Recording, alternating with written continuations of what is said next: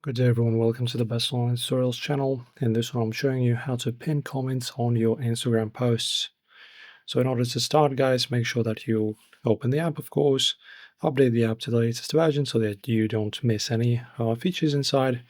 And of course, if you're on the home screen, just navigate to your screen where you have your profile and navigate to any of your posts that you have. For example, I only have this one photo.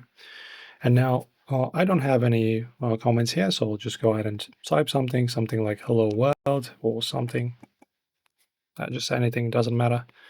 And now next to this comment, you can just go ahead and long press it and then press pin like that. And it doesn't necessarily have to be your own comment, of course. It can be a comment by anyone else, even someone you don't know, and you can unpin it the same way. All right, let me also just delete this comment. I don't need it here. So just long press with your finger, choose pin and confirm, and you're good to go. Enjoy.